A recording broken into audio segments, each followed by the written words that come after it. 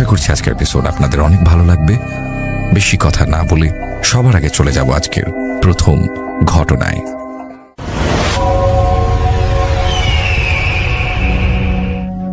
স্টোরিটি বড়ই অদ্ভুত, কিন্তু এই টাইপের স্টোরি আপনারা কখনো কখনো শুনেছেন, কিন্তু কিছুটা মিল থাকলেও পুরোপুরি মিল নেই।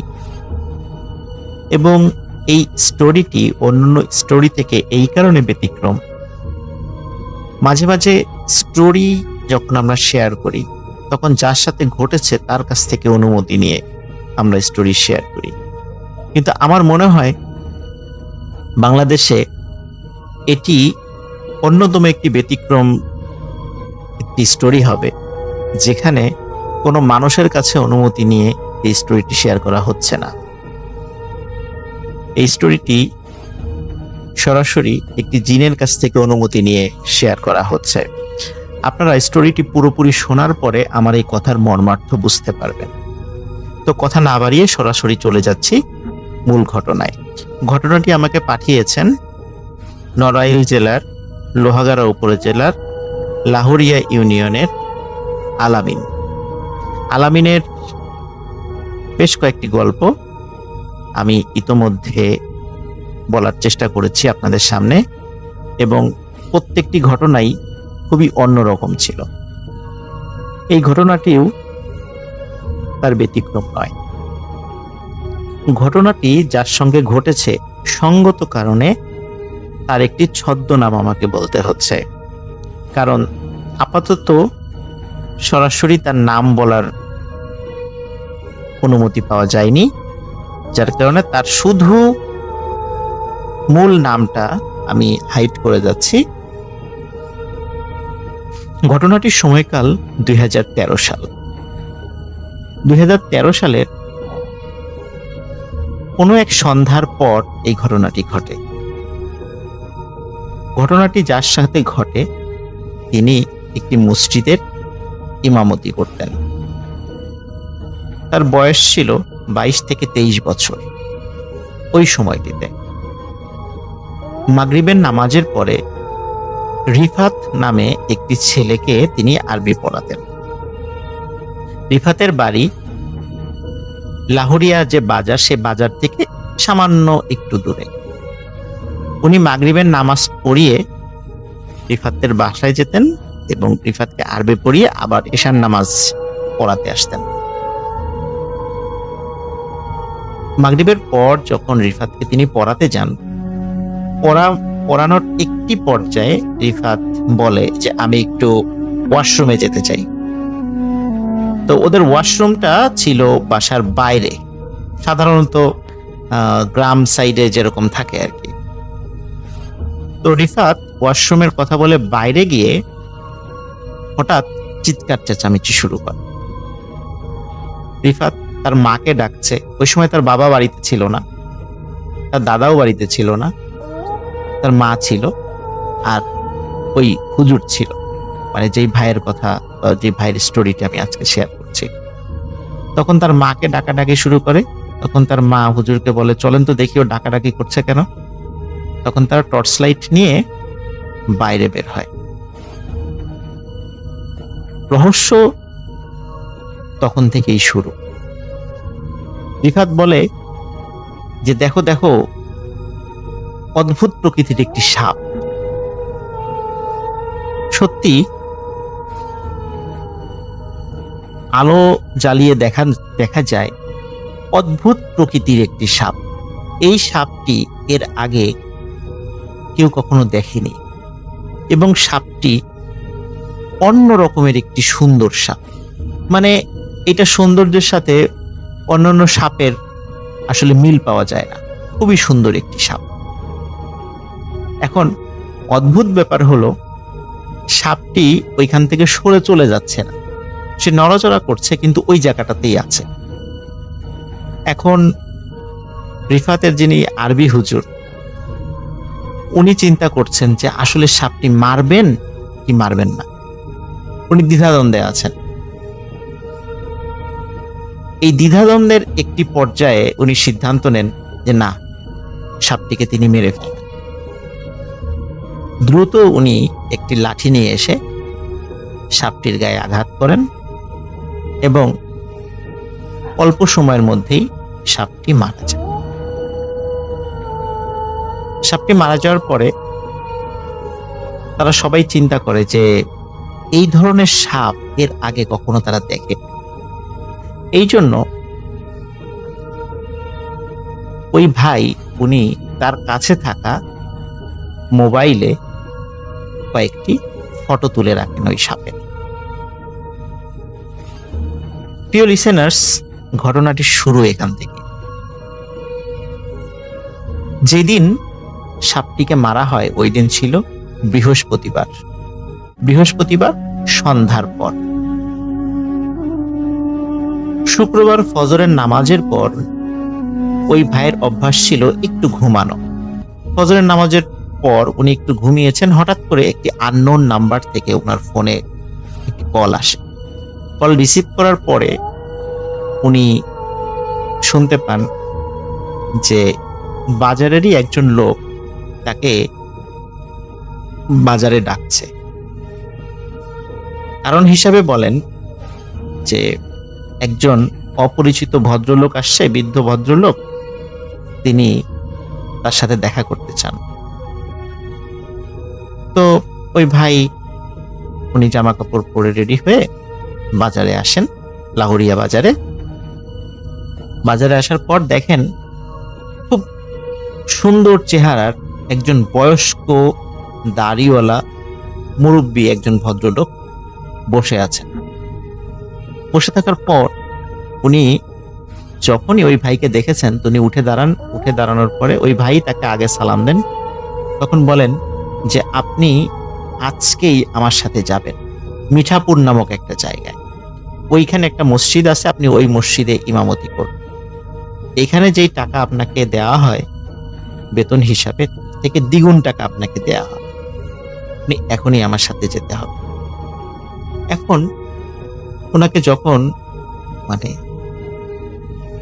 এখনই যেতে হবে এই কথাটা বলে, তখন ওই ভাইয়ের মনে কিন্তু অনেকগুলো সন্দেহ জন্ম নেয়। কেন এত তাড়াতাড়ি এখনই যেতে হবে কেন? উনি বলে যে আসলে আমি তো এখানে একটা চাকরি করি, আমি তো এইভাবে হঠাৎ করে চলে যেতে পারি না। কিন্তু উনি বলে যে আপনি এখন একজনকে এখানে রেখে আমার সাথে যেতে হবে এবং এখনই ওই মিঠাপুর মসজিদে গিয়ে আপনি জুম্মার নামাজ পড়াবেন শুক্রবারে। এই ঘটনার আকস্মিকতায় উনি হতভম্ব হয়ে যান যে এইভাবে তো কেউ সচরাচর বলে না। তখন ওই ভাই তার ছোট ভাইকে জুম্মার নামাজ পড়ানোর দায়িত্ব দিয়ে ওই মুরব্বীর সাথে মিঠাপুরের উদ্দেশ্যে রওনা দেন। স্বাভাবিকভাবেই যেই পরিবহন ব্যবস্থা ছিল সেই পরিবহনের মাধ্যমে মিঠাপুরে আসেন এবং মিঠাপুরে একটি মসজিদে উনি জুম্মার নামাজ পড়ান। জুম্মার নামাজ পড়ানোর পর আসরের নামাজ, মাগরিবের নামাজ, এশার নামাজ যখন হয়ে যায়, এশার নামাজের পর যখন ওনাকে যেখানে থাকতে দেওয়া হয়েছে সেখানে বিশ্রাম নিচ্ছিলেন, হঠাৎ করে একজন মানুষ এসে তার দরজায় নক। দরজা খুলে দেখে ওই মুরব্বী, যেই মুরব্বী তাকে সকালবেলায় এই মিঠাপুরে নিয়ে এসেছে। তখন ওই মুরব্বী ওই ভাইকে বলে আপনাকে এখনই আমার সাথে যেতে হবে। তখন উনি বলে যে আপনার বাড়ি কোথায়? বলে আমার বাড়ি এই যেই আপনি যে মসজিদে নামাজ পড়েন এই মসজিদের কাছাকাছি। কিন্তু কোন গ্রামে এক্স্যাক্টলি উনি বলেননি। তখন উনি বলেন যে আপনার সাথে যেতে হবে কেন? তখন উনি বলেন যে আমার ছেলে মারা গেছে, আপনাকে আমার সাথে যেতে হবে, আপনাকেই তার দাফন কাফন করতে হবে। তখন ওই ভাই রাজি হন না, যেহেতু অপরিচিত একটি জায়গা উনি কিছুতে রাজি হতে চান না।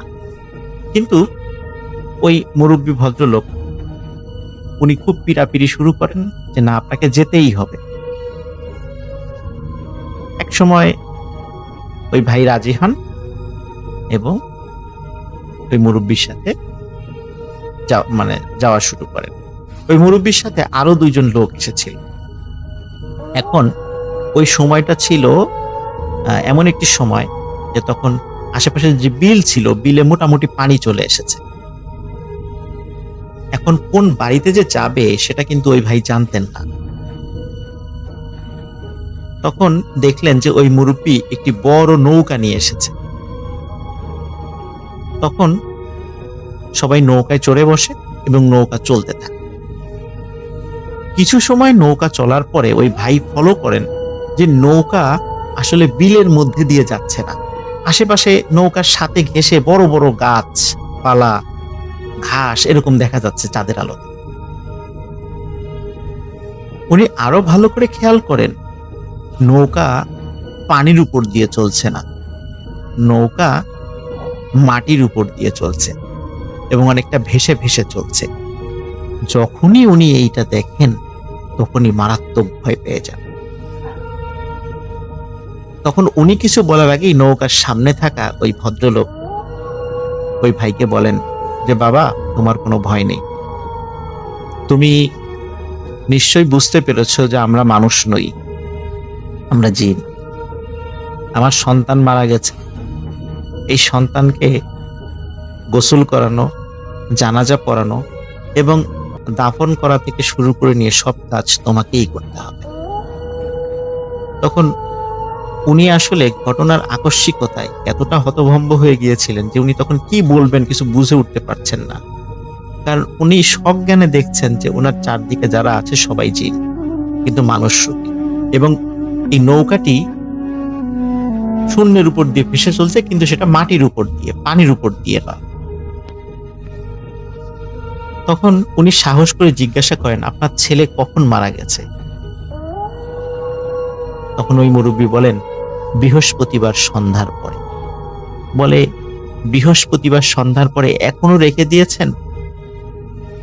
বলে, হ্যাঁ, এখনো রেখে দিয়েছি তোমার জন্য, তুমি সব কাজ করবা, তোমাকে এই কারণেই নিয়ে যাচ্ছি। তখন বলে, আমাকেই কেন নিয়ে যাচ্ছেন সেখানে? তখন উনি বলেন যে তোমাকে এই জিনিসটা আমি দেখাতে চাই যে একটি পরিবারের যখন পিতামাতার বুক খালি হয়ে যায় তখন তাদের কি পরিমাণ কষ্ট হয়, এটাই তোমাকে দেখতে হবে আজকে, চলো। তো উনি প্রচন্ড ভয় পেতে থাকেন, কিন্তু ওই মুরব্বী ওই ভাইকে অভয় দিতে থাকেন যে তোমার কোনো ভয় নেই, তোমাকে আমি যেভাবে নিয়ে এসেছি আবার এভাবেই সুস্থ শরীরে তোমাকে পৌঁছে দেয় আমার দায়িত্ব, তুমি ভয় পেও না। এবং এত সুন্দর ব্যবহার করেন ওনার সাথে যে উনি রীতিমতো অবাক হয়ে যান। কিছু সময় পরে একটি বাড়ির সামনে নৌকাটি দাঁড়ায়। নৌকা থেকে তারা নামেন, নামার পরে দেখেন সাদা জুব্বা পরা, সফেদ দাড়ি অসংখ্য লোক সেখানে আছে এবং বাড়ির ভেতর থেকে কান্নার আওয়াজ ভেসে আসছে। এবং ওই বাড়ির যেই ডিজাইন বা অন্য কিছু স্বাভাবিক বাড়ির থেকে সেটা ছিল আলাদা। তখন ওই মুরব্বী তাকে বলেন, বাবা তুমি ভয় পেও না, এই পাশেই আমার ছেলের লাশ রাখা আছে, লাশে পচন ধরে যাবে, তুমি তাড়াতাড়ি তাকে গোসল করো। উনি ওই লাশের গোসল করাতে গিয়ে অজ্ঞান হয়ে যান, টোটালি সেন্সলেস হয়ে যান। আমরা সাধারণত প্যারানর্মাল যেই গল্পগুলো করে থাকি, লিসেনার আপনারা খেয়াল করবেন যে আমরা বলি যে এই ঘটনা দেখে সে অজ্ঞান হয়ে গেছে, চোখ খুলে দেখে সে তার বাড়িতে, তখন সবাইকে ঘটনা খুলে বলে। আসলে উনি অজ্ঞান হয়ে যাওয়ার পরে যখন জ্ঞান ফেরে তখনও দেখে ওনার চারিদিকে জিন, উনি যেখানে এসেছেন সেখানকার লোকজন চারদিকে দাঁড়িয়ে আছে। উনি সেন্সলেস থেকে যখন আবার সেন্সে আসে, আবার এই লাশের গোসল দেয়, গোসল দেওয়ার পরে জানাজা হবে, জানাজা পড়ানোর দায়িত্বও পড়ে ওই ভাইয়ের। উনি আবারও জানাজা পড়াতে গিয়ে সেন্সলেস হয়ে যান, ওই জিনেরাই তার জ্ঞান ফেরায়। জ্ঞান ফেরার পরে উনি জানাজা পড়ান, তাকে দাফনও করা হয়। উনি মোট 3 বার এই সেন্সলেস হয়ে গিয়েছিলেন। জানাজা থেকে শুরু করে নিয়ে সব কাজ শেষ হয়ে যাবার পর ওই লোক, মানে ওই জিন ভদ্রলোক, তাকে আবার বাড়িতে পৌঁছে দেওয়ার ব্যবস্থা করেন। বাড়িতে পৌঁছে দেওয়ার আগে উনি ওই ভাইকে একটি উপদেশ দেন। তিনি বলেন যে, বাবা, তুমি তো আমার অনেক বড় ক্ষতি করে ফেলেছ।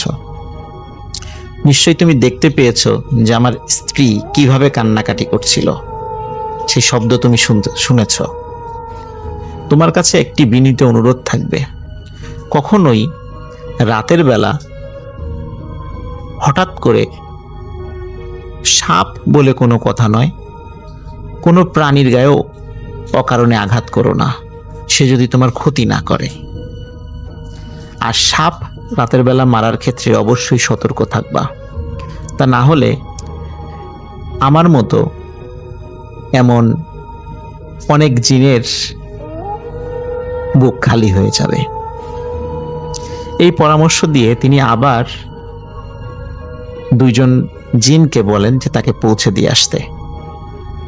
একই রকম ভাবে তার মসজিদের কাছে এসে তারা পৌঁছে দেয়। পৌঁছে দেওয়ার সাথে সাথে উনি দৌড়ে মসজিদের ভিতরে ঢোকার চেষ্টা করছিলেন, কিন্তু মসজিদের মানে মেইন কম্পাউন্ডে আসার আগে একটু কাদা ছিল, কাদার মধ্যে উনি পড়ে যান। পড়ে যাওয়ার সময় পড়ে গিয়ে আবার উনি সেন্সলেস হয়ে যান। ফজরের সময় যখন মুসল্লিরা নামাজ পড়তে আসে তখন দেখে যে উনি এইভাবে পড়ে আছেন। তখন তারা তাকে জ্ঞান ফেরায়, জিজ্ঞেস করে কি হয়েছে, কিন্তু এই ঘটনাটি ওই জিন কাউকে বলতে নিষেধ করেছিলেন, যার কারণে উনি এইটি তাদেরকে বলার সাহস করেননি। বলে যে ফজরের সময় আজান দেওয়ার জন্য উনি উঠেছিলেন, কিন্তু পা পিছলে পড়ে গিয়ে সেন্সলেস হয়ে গিয়েছিলেন। তো এই বিষয়টি বলে তিনি সবাইকে এড়িয়ে যান, সবার এই প্রশ্নকে উনি অ্যাভয়েড করেন এইভাবে বলে।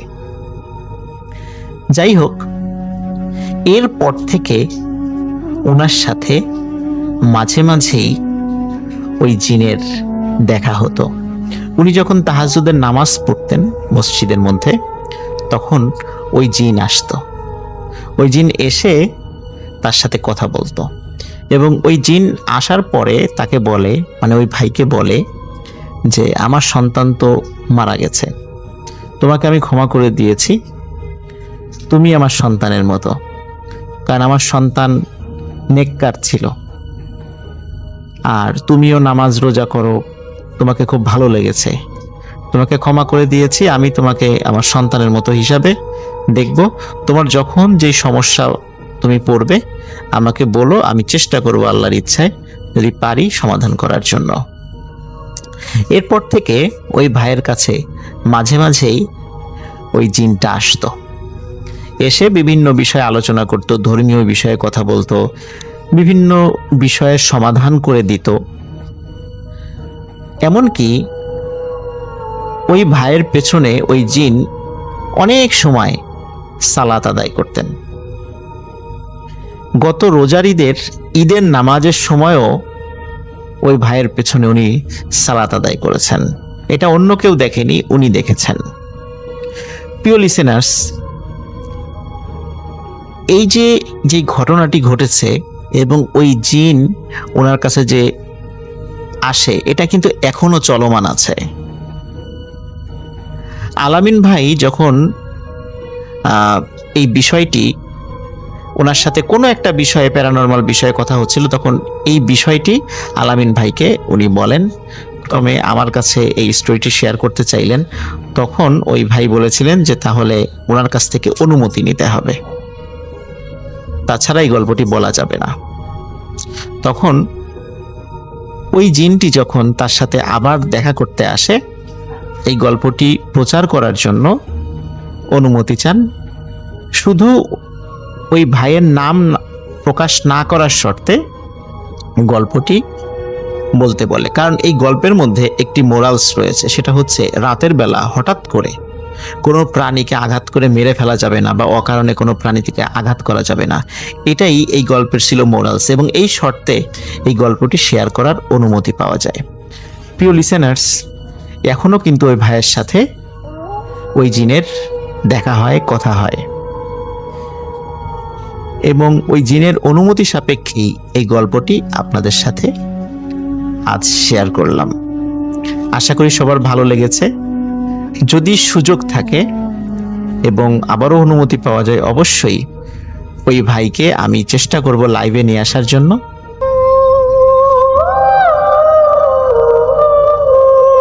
ঘটনাটি আমি শুনেছিলাম আমার পরিচিত এক অ্যাম্বুলেন্স ড্রাইভারের কাছে। ঘটনাটি মূলত ঘটেছিল তার পরিচিত অন্য এক ড্রাইভারের সাথে, অর্থাৎ ড্রাইভারের সাথে।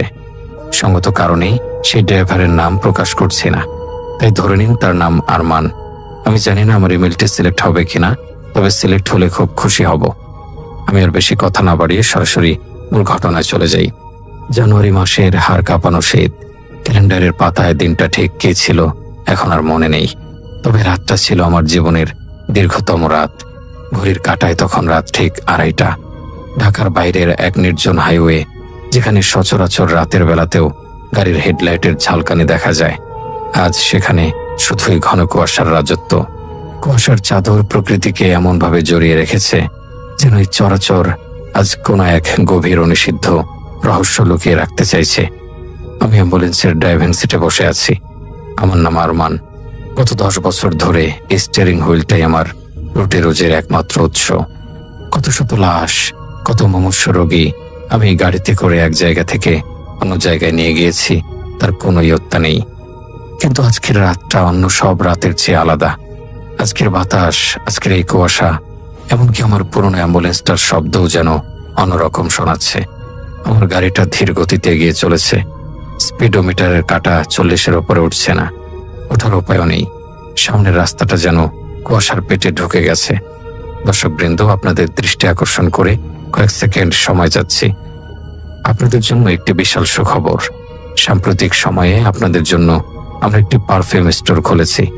আপনাদের মধ্যে যারা পারফিউম অথবা আতর ব্যবহার করতে পছন্দ করেন, তাদের জন্য আমাদের শপটি হবে বেস্ট। পারফিউম শুধু সুঘ্রাণ ছড়ায় তা নয়, বরং আপনার ব্যক্তিত্বকে প্রকাশ করাতে 2 ফোঁটা পারফিউমের ভূমিকা অপরিসীম। তাই বিস্তারিত জানতে অবশ্যই ভিডিও ডেসক্রিপশনে দেওয়া হোয়াটসঅ্যাপ নাম্বারে অথবা ওয়েবসাইট ভিজিট করার অনুরোধ রইল। আপনাদের মনোযোগ এবং সময় দেওয়ার জন্য অসংখ্য ধন্যবাদ। এখন আমরা ফিরে যাব ঘটনায়।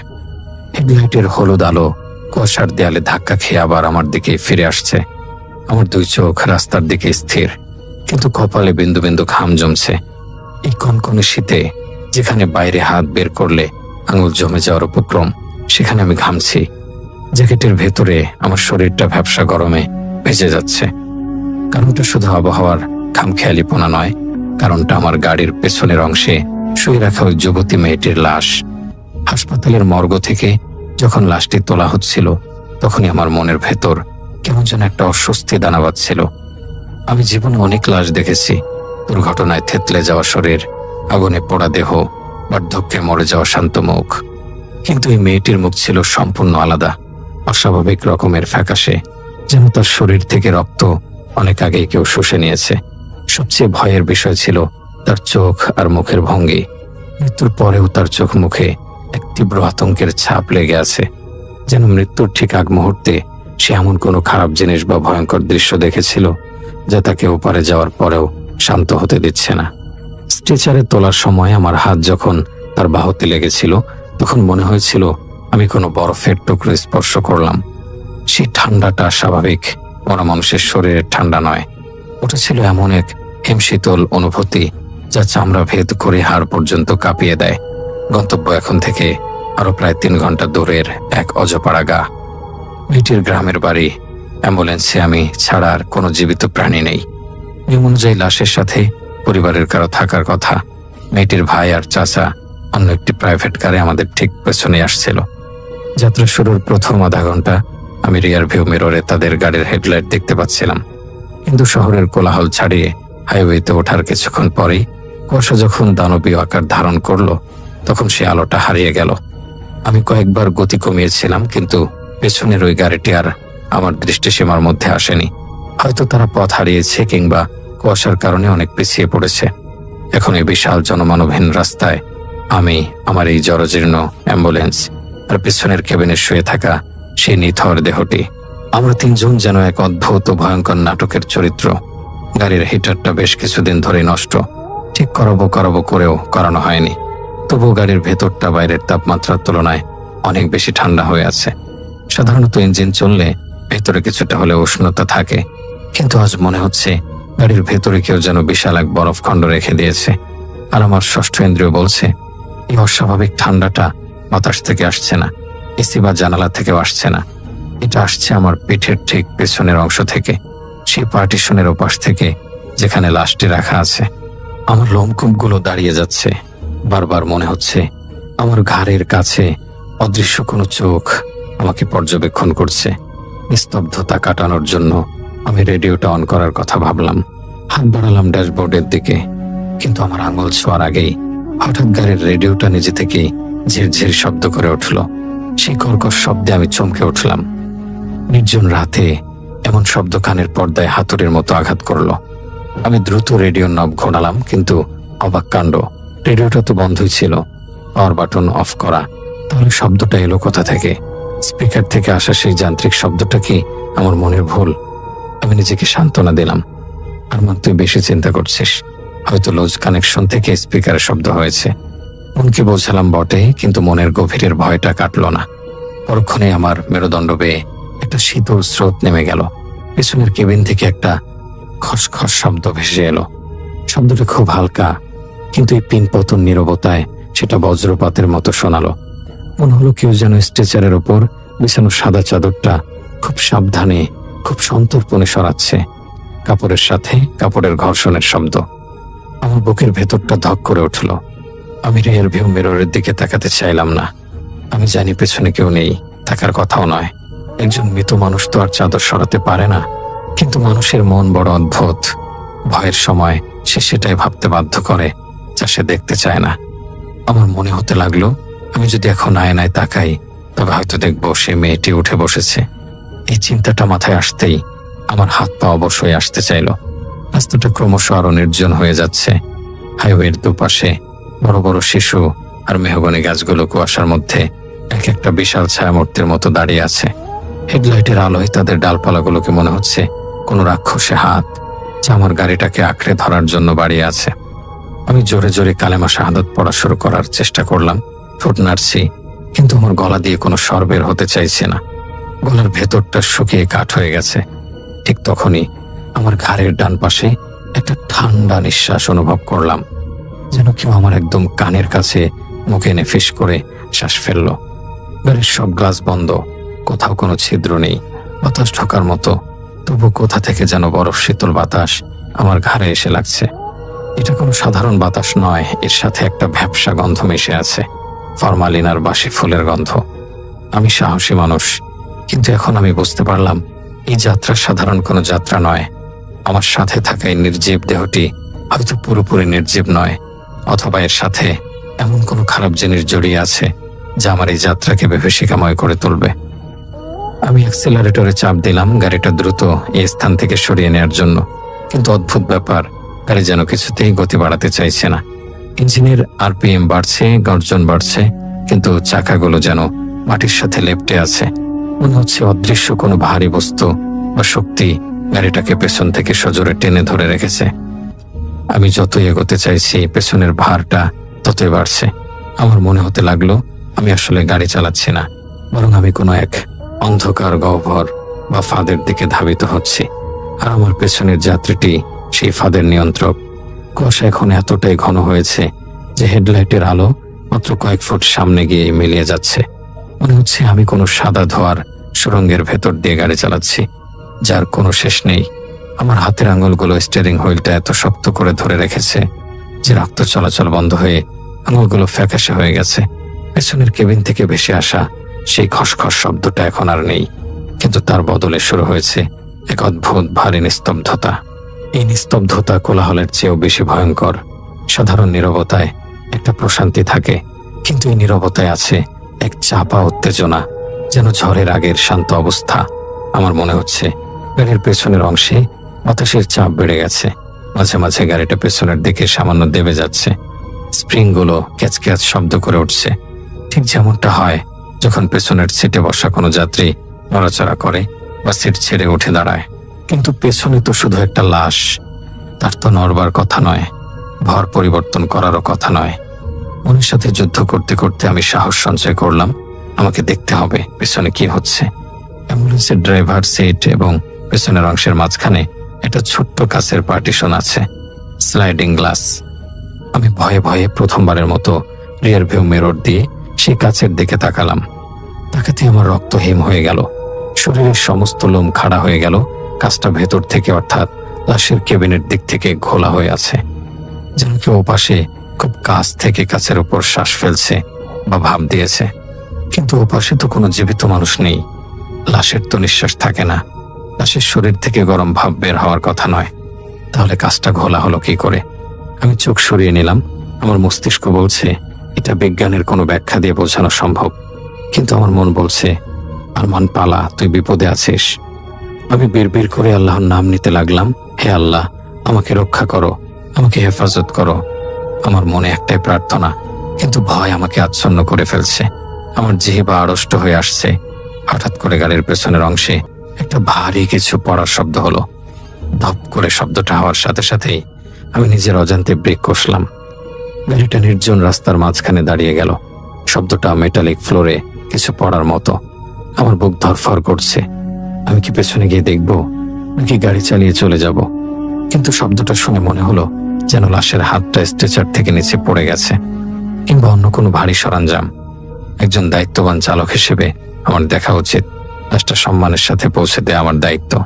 আমি কাঁপা কাঁপা হাতে সিট বেল্ট খুললাম, টর্চ লাইটটা হাতে নিলাম। গাড়ি থেকে নামলাম না, শুধু ড্রাইভিং সিটে বসেই শরীরটা ঘুরিয়ে পেছনের পার্টিশনের কাছের দিকে টর্চ লাইট ধরলাম। কাছের ঘোলাটে ভাবটা কিছুটা কমেছে। টর্চের আলোয় যা দেখলাম তাতে আমার দম বন্ধ হয়ে আসার উপক্রম হলো। স্ট্রেচারের উপর লাশটা ঠিকভাবেই শোয়ানো, কিন্তু লাশ ঢেকে রাখা সাদা চাদরটা পায়ের দিক থেকে কিছুটা সরে গেছে। মেয়েটির দুটো ফ্যাকাশে পা বেরিয়ে আছে। আমি পরিষ্কার মনে করতে পারি হাসপাতাল থেকে বের হওয়ার সময় আমি নিজের চাদরটা ভালো করে মুড়িয়ে পায়ের নিচে গুজে দিয়েছিলাম। গাড়ি যতই ঝাঁকুনি খাক, চাদর এভাবে সরে যাওয়ার কথা নয়। সে আর গাড়ি থেকে নামার সাহস পেলাম না। আমার হাত পা কাঁপছে। দ্রুত সিট বেল্ট লাগিয়ে গাড়ি স্টার্ট দেওয়ার চেষ্টা করলাম। চাবি ঘোরালাম, কিন্তু গাড়ি স্টার্ট নিচ্ছে না। ইঞ্জিনটা খক খক করে গঙ্গানির মতো শব্দ করছে। মনে হচ্ছে গাড়ির যান্ত্রিক প্রাণটাও এই খারাপ জিনিসের উপস্থিতিতে ভয় পেয়ে গেছে। আমার মনে হলো আমি একা নই। গাড়ির পেছনের ওই আবদ্ধ জায়গায় আমার সাথে অন্য কিছু আছে, কোনো ছায়ামূর্তি কিংবা এমন কোনো অশুভ উপস্থিতি যা দেখা যাচ্ছে না কিন্তু অনুভব করা যাচ্ছে। হঠাৎ পার্টিশনের কাছে একটা শব্দ হলো, টুক টুক টুক। শব্দটা খুব ধীর কিন্তু ছান্দিক। কেউ যেন খুব ধীরে লম্বা নখ দিয়ে কাছে টোকা দিচ্ছে। এটা কোনো রাস্তার ঝাঁকুনি বা বাতাসের শব্দ নয়, এটা বুদ্ধিমত্তা সম্পন্ন কোনো কিছুর কাজ। আমি জমে গেলাম। স্টিয়ারিং হুইলের ওপর মাথা ঠেকিয়ে চোখ বন্ধ করে ফেললাম। আমার মনে হলো আমি যদি না দেখি তবে হয়তো বিপদটা কেটে যাবে। কিন্তু শব্দটা থামলো না, এবং টোকা দেওয়ার শব্দটা আরো জোরালো হলো। আমি সাহস করে চোখ তুলে তাকালাম। টর্চের আলোটা এখনো আমার হাতে ধরা। আলোটা কাচের ওপর পড়ে আছে। আমি দেখলাম সেই ঘোলাটে কাছে একটা হাতের ছাপ ফুটে উঠছে।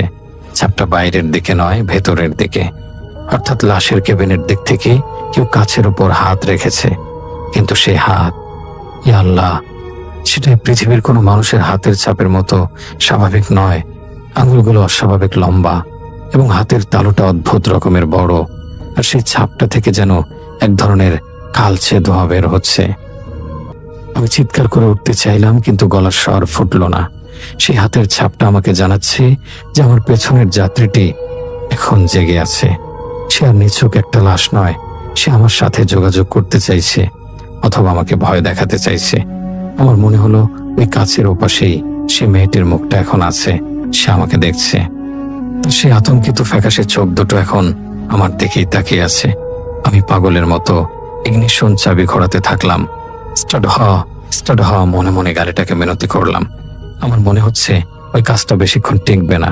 ওটা ভেঙে গেলেই মাঝখানের বাধাটুকু সরে যাবে, আর তখন কি হবে তা ভাবার সাহস আমার নেই। ইঞ্জিনটা অবশেষে চালু হলো, কিন্তু তার শব্দটা স্বাভাবিক নয়। মনে হচ্ছে কোনো যান্ত্রিক গোলযোগ নয়, বরং ইঞ্জিনটা ব্যথায় কাতরাচ্ছে। আর মানুষ শরীরের কাঁপুনি থামছে না। তবু সে গাড়িটা গিয়ারে ফেলে টান দিল, কিন্তু গতি আগের মতোই মন্থর। মনে হচ্ছে চাকাগুলো পিচের রাস্তায় নয়, বরং গভীর কাদা বা বালির মধ্যে ঘটছে। পেছনের কাচের পার্টিশনে সে অদ্ভুত হাতের ছাপটা এখনো স্পষ্ট, যেন ওটা কাচের গায়ে খোদাই করে দেয়া হয়েছে। আরমান এখন আর আয়নায় তাকাচ্ছে না। সে জানে তাকালে এমন কিছু দেখবে যা দেখার পর সে আর গাড়ি চালানোর মানসিক শক্তি পাবে না। সে দৃষ্টি সোজা রাস্তার উপর নিবদ্ধ রাখার চেষ্টা করছে। যদিও কুয়াশার কারণে রাস্তা দেখাই যাচ্ছে না, কিন্তু মানুষের ইন্দ্রিয়গুলো বিপদের সময় অনেক বেশি সজাগ হয়ে ওঠে। চোখ বন্ধ রাখলেও নাক বা কান বন্ধ রাখা যায় না। আরমানের নাকে একটা উৎকট গন্ধ আসতে শুরু করলো। যাত্রা শুরুর সময় গাড়িতে ছিল ফিনাইল আর ওষুধের গন্ধ। কিছুক্ষণ আগে ছিল বাসি ফুলের গন্ধ, কিন্তু এখন গন্ধটা সম্পূর্ণ বদলে গেছে। প্রথমে মনে হয়েছিল পচা মাংসের গন্ধ, যেন কোনো মৃত প্রাণী অনেকদিন ধরে পচে গলে আছে। পেটে বমি আসার মতো অবস্থা। আমি রুমালে নাক ঢাকলাম, কিন্তু গন্ধের কোনো কমতি নেই। আস্তে আস্তে সেই পচা গন্ধটা পোড়া গন্ধের মতো হতে লাগলো, যেন কোথাও কোনো চামড়া বা চুল পড়ছে। গন্ধটা এত তীব্র যে মনে হচ্ছে অ্যাম্বুলেন্সের ভেতরে কোথাও আগুন লেগেছে। আমি ড্যাশবোর্ডের দিকে তাকালাম, কোথাও কোনো ধোঁয়া নেই। তাহলে এই পোড়া মাংসের গন্ধ আসছে কোত্থেকে? উত্তরটা আমার মনের ভেতরেই প্রতিধ্বনিত হলো, পেছন থেকে। আমি জানালাটা খোলার চেষ্টা করলাম একটু বাতাসের জন্য। এই দূষিত বাতাস আমার ফুসফুসকে বিষিয়ে দিচ্ছে। কিন্তু অবাক কাণ্ড, ইলেকট্রিক উইন্ডোটা জ্যাম হয়ে গেছে। সুইচে বারবার চাপ দিলাম, কিন্তু কাজ নামছে না। দরজার লকটাও চেক করলাম, মনে হলো ওটাও জ্যাম। আমি যেন আমার নিজের গাড়িতে বন্দী হয়ে গেছি। একটা চলন্ত কফিনে আমি আটকা পড়ছি। তৃষ্ণায় আমার গলা ফেটে যাচ্ছে। ভয়ের চোটে গলা শুকিয়ে কাঠ হয়ে গেছে। পাশের সিটে রাখা পানির বোতলটার দিকে হাত বাড়ালাম। বোতলের ছিপি খুলতেই আমি হাতকে উঠলাম। বোতলের ভেতরে রাখা স্বচ্ছ পানি এখন আর স্বচ্ছ নেই। টর্চের আলোয় বা ড্যাশবোর্ডের ম্লান আলোয় দেখলাম পানির রং কালচে লাল হয়ে আছে, অনেকটা জমাট রক্তের মতো। আমি ঘৃণায় আর ভয়ে বোতলটা ছুঁড়ে ফেলে দিলাম। আমার তৃষ্ণা পেয়েছে, কিন্তু এই পরিস্থিতির কোনো ব্যাখ্যা আমার কাছে নেই। আল্লাহর সৃষ্টি এই প্রকৃতির নিয়মগুলো আজ যেন সব উল্টো যাচ্ছে। ঠিক সেই মুহূর্তে পেছনের কেবিন থেকে এবার স্পষ্ট গুনগানের শব্দ ভেসে এলো। এটা কোনো বাতাসের শব্দ নয়, কোনো যান্ত্রিক শব্দও নয়। এটা কোনো মানুষের কষ্টের শব্দ, খুব ক্ষীণ কিন্তু স্পষ্ট। আমাকে যেতে দিও না, থামাও, গাড়ি থামাও। এমন কিছু একটা অস্পষ্ট স্বরে কেউ যেন বলছে। কণ্ঠস্বরটা মেয়েটির গলার মতো মনে হলো, কিন্তু তাতে জড়িয়ে আছে এক অমানবিক কষ্ট আর হাহাকার। আমার হাত থেকে স্টিয়ারিং ফসকে যাওয়ার উপক্রম হলো। আমি চিৎকার করে উঠলাম, লা হাওলা ওয়ালা কুওয়াতা ইল্লা বিল্লাহ। আমি যত জোরে দোয়া পড়ছি, পেছনের শব্দগুলো তত বেশি হিংস্র হয়ে উঠছে। গঙ্গানির শব্দটা এবার রাগের গর্জনে পরিণত হলো। মনে হলো কেউ একজন রাগে স্ট্রেচারে লাথি মারছে। ধরাম ধরাম শব্দে পুরো অ্যাম্বুলেন্স কেঁপে উঠছে। গাড়ির বডিটা দুলছে। আমি স্টিয়ারিং ধরে রাখতে পারছি না। রাস্তাটা এই এলাকায় বেশ আঁকাবাঁকা, তার উপরে কুয়াশা। যে কোনো সময় নিয়ন্ত্রণ হারিয়ে খাদে পড়ে যাওয়ার সম্ভাবনা। কিন্তু পিছনের ওই অবয়ব ও শক্তি চাইছে গাড়িটা থামুক। সে চাইছে না আমি তাকে গন্তব্যে নিয়ে যাই। আমি বুঝতে পারছি গাড়ি থামালে আমার মৃত্যু নিশ্চিত। এই জনমনবিহীন রাস্তায় গাড়ি থামালে ওই শক্তি আমাকে গ্রাস করে ফেলবে। রাস্তার পাশে কোনো বাড়িঘর নেই, কোনো ল্যাম্পপোস্ট নেই, কোনো আলোর দেখা নেই, শুধু অসীম অন্ধকার আর কুয়াশা। হেডলাইটের আলোতে মাঝে মাঝে মনে হচ্ছে রাস্তার পাশে কারা যেন দাঁড়িয়ে আছে, কিন্তু কাছে গেলে মিলিয়ে যাচ্ছে। হঠাৎ আমি অনুভব করলাম আমার ড্রাইভিং সিটের পেছনের সিটটা, যেটা পার্টিশনের সাথে লাগানো, অসম্ভব গরম হয়ে উঠছে। কিছুক্ষণ আগে যেখানে বরফ শীতল ঠান্ডা ছিল, এখন সেখানে আগুনের মতো তাপ। তাপটা এত বেশি যে আমার পিঠের চামড়া জ্বলে যাচ্ছে। মনে হচ্ছে পার্টিশনের ওপাশ থেকে কেউ শরীর ঠেকিয়ে ও পিঠ ঠেকিয়ে দাঁড়িয়ে আছে, আর তার শরীরের উত্তাপ আগুনের মতো। আমি আয়নায় না তাকিয়েও বুঝতে পারছি সেই যুবতী মেয়েটির লাশ এখন আর শুয়ে নেই। সে হয়তো উঠে বসেছে অথবা দাঁড়িয়ে আছে ঠিক আমার ঘাড়ের কাছে, কাছের ওপাশে। এই অনুভূতিটা আমাকে পাগলের মতো করে দিচ্ছে। আমার মনে হচ্ছে আমার মস্তিষ্ক ফেটে যাবে। আমি কান্না জড়িত কণ্ঠে আল্লাহর কাছে সাহায্য চাইতে লাগলাম। হে মাবুদ, আমাকে এই বিপদ থেকে উদ্ধার করো। আমি তো শুধু আমার দায়িত্ব পালন করছি।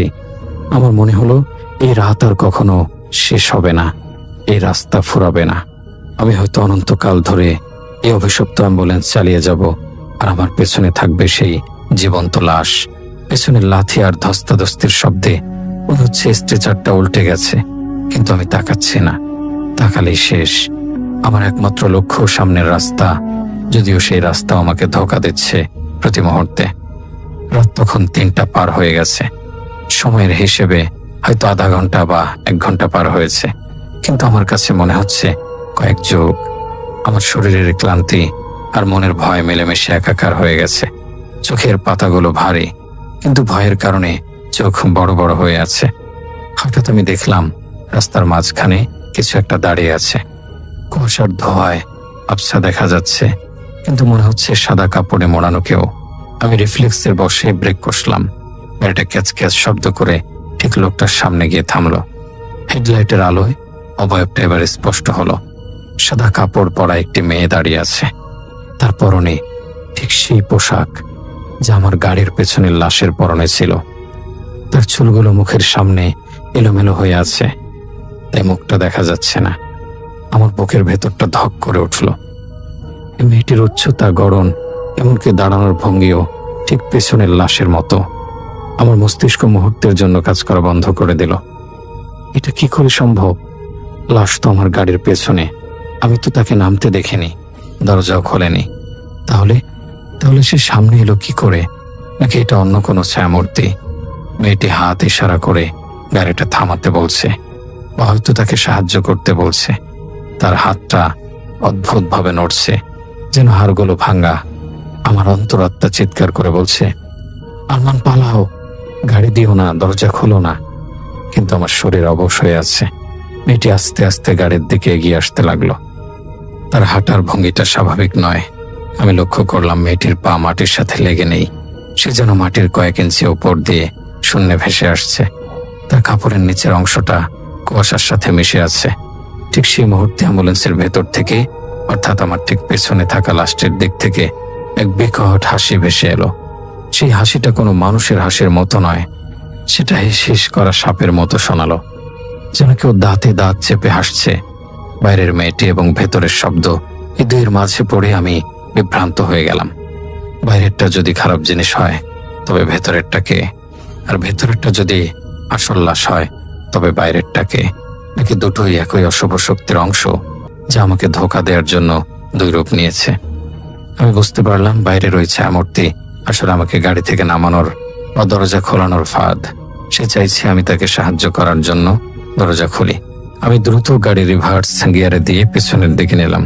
তারপর স্টিয়ারিং ঘুরিয়ে তাকে পাশ কাটিয়ে যাওয়ার চেষ্টা করলাম, কিন্তু মেয়েটি মুহূর্তের মধ্যে আবার গাড়ির জানালার পাশে এসে ধপ করে থাবা দিল। তার গতি বিদ্যুতের মতো। আমি দেখলাম মেয়েটির চুল সরে গেছে এবং তার মুখ নেই। সেখানে কোনো চোখ, নাক বা মুখ গহ্বর নেই, শুধুই গভীর অন্ধকার, যেন এক অতল গহ্বর।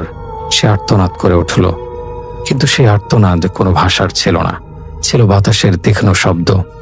আমি ভয়ে চিৎকার করে অ্যাক্সিলারেটরে পা দিয়ে মারিয়ে দিলাম। গাড়িটা গো গো করে স্পিড তুলল। মেয়েটি গাড়ির সাথে সাথে দৌড়াতে লাগলো বা ভাসতে লাগলো। কিছুক্ষণ, তারপর কুয়াশায় মিলিয়ে গেল, কিন্তু জানালার কাছে সেই থাবার দাগটা থেকে গেল। কাছে লেগে আছে এক ধরনের কালচে আঠালো পদার্থ। বাইরের বিপদ কাটতে না কাটতেই গাড়ির ভেতরে শুরু হয়েছে আর এক তাণ্ডব। পেছনের স্ট্রেচারটা সজোরে এপাশ ওপাশ বাড়ি খাচ্ছে। মনে হচ্ছে ভেতরে একাধিক মানুষ ধস্তাধস্তি করছে, অথচ আমি জানি ভেতরে শুধু ওই একটি লাশ। ধপাস ধপাস শব্দে মনে হচ্ছে লাশটাকে কেউ আছাড় মারছে, অথবা লাশটা নিজেই ছটফট করছে। আমার মনে হলো আমার ঘাড়ের ওপর কেউ একজন হাত রেখেছে। ড্রাইভিং সিটের ঠিক পেছনেই তো পার্টিশন, কিন্তু মনে হলো হাতটা পার্টিশন ভেদ করে বা পাশ দিয়ে এসে আমার কাঁধ স্পর্শ করেছে। হাতটা ভেজা এবং পিচ্ছিল, অনেকটা মাছের গায়ের মতো।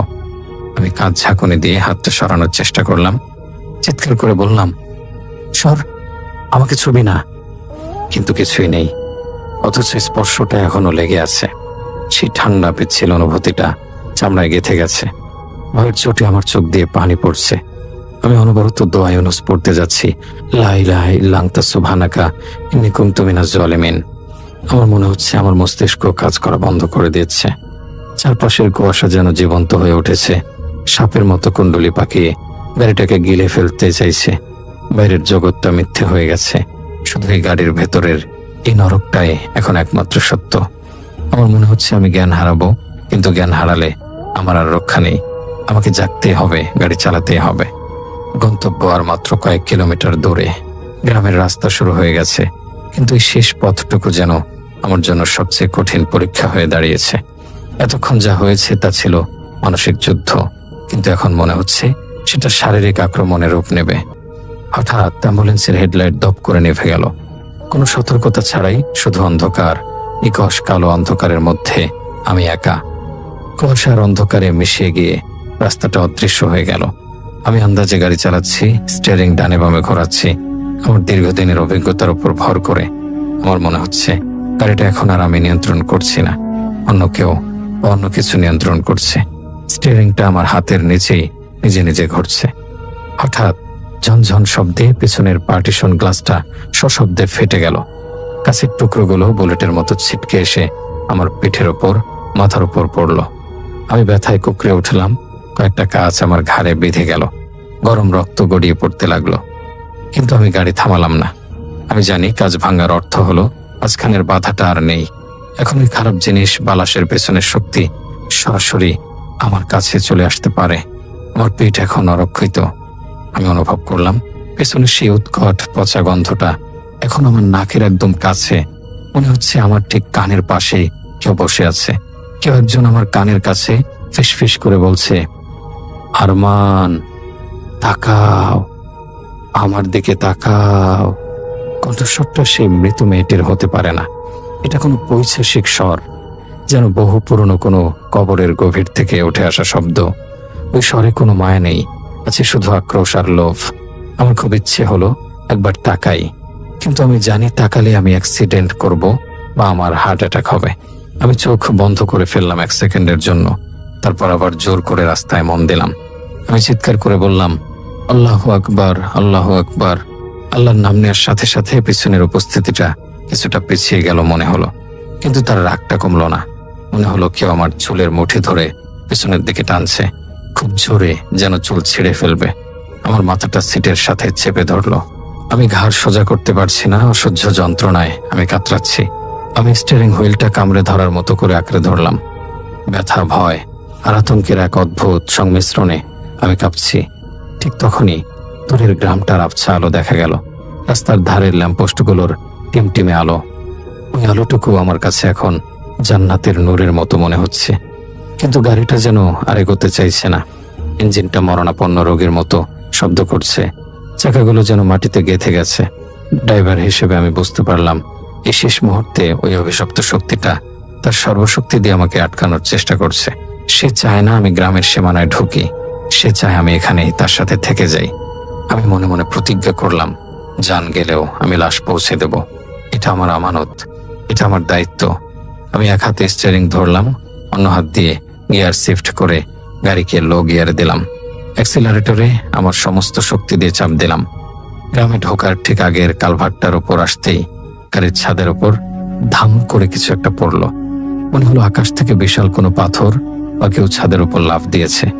গাড়ির ছাদটা দেবে গেল, মেটালের বিকট শব্দ হলো। ছাদটা আমার মাথায় লেগে যাওয়ার উপক্রম। আমি বিচলিত না হয়ে শুধু গ্যাসের পেডেলে পা চেপে ধরে রাখলাম। অবশেষে গ্রামের মসজিদের মিনার দেখা গেল। ফজরের আজানের ঠিক আগ মুহূর্ত। গ্রামের রাস্তায় গাড়িটা ঢোকা মাত্রই, ঠিক যখন আমি মসজিদের সীমানা পার হলাম, পিছনের সব শব্দ, সব চাপ, সব গন্ধ হঠাৎ করে উধাও হয়ে গেল।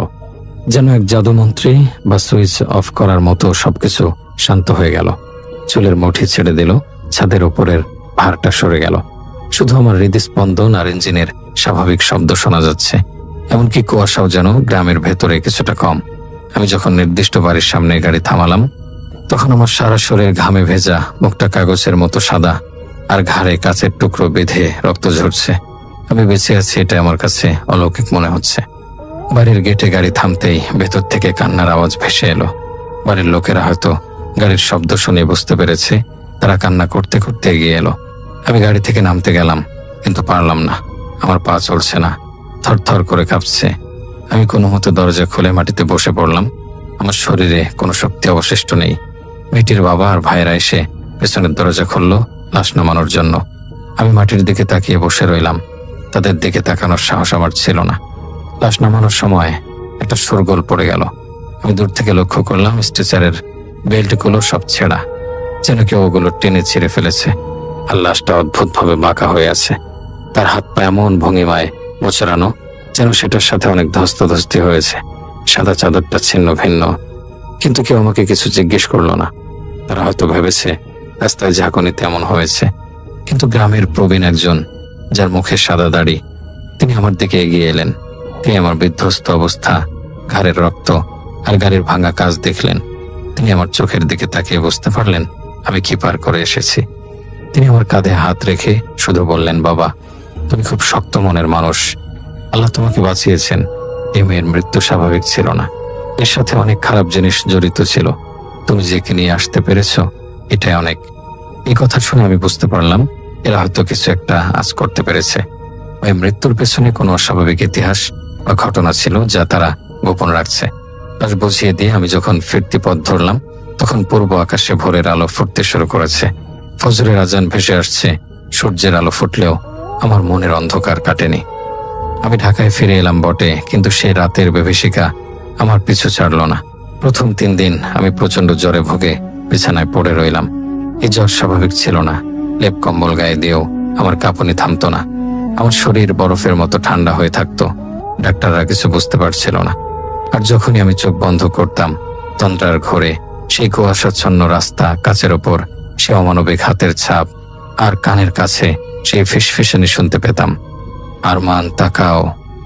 রাতে ঘুমালে আমি স্বপ্ন দেখতাম সেই মেয়েটি আমার বিছানার পাশে দাঁড়িয়ে আছে। তার পরনে সেই সাদা কাফন, কিন্তু তার মুখটা নেই, সেখানে শুধু অন্ধকার গহ্বর। সে তার হাত বাড়িয়ে আমাকে ডাকছে। আমি চিৎকার করে ঘুম থেকে উঠে যেতাম। আমার স্ত্রী আমাকে ধরে বসে থাকতো। আমি ভয়ে বাচ্চাদের মতো কাঁপতাম। আমি বাথরুমে পানির কল ছাড়লে আমার মনে হতো পানির বদলে রক্ত বের হচ্ছে। আয়নায় নিজের চেহারা দেখলে মনে হতো আমার পেছনে কেউ দাঁড়িয়ে আছে। 7 দিন ধরে মানসিক যন্ত্রণা আমাকে তিলে তিলে শেষ করে দিচ্ছিল। মনে হচ্ছিল সেই রাতের ঘটনা আমার মস্তিষ্কে স্থায়ীভাবে গেঁথে গেছে। আমি হয়তো পাগল হয়ে যাব, তবে আরমান হার মানার পাত্র নয়। আমি একজন বিশ্বাসী মানুষ। আমি বুঝতে পারলাম এর চিকিৎসা কোনো ডাক্তারের কাছে নেই। আমি নিয়মিত 5 ওয়াক্ত নামাজ পড়া শুরু করলাম। মসজিদের ইমাম সাহেবের পরামর্শে আমি বেশি বেশি কোরআন তেলাওয়াত শুনতে লাগলাম এবং আল্লাহর কাছে মানসিক প্রশান্তির জন্য দোয়া করতে লাগলাম।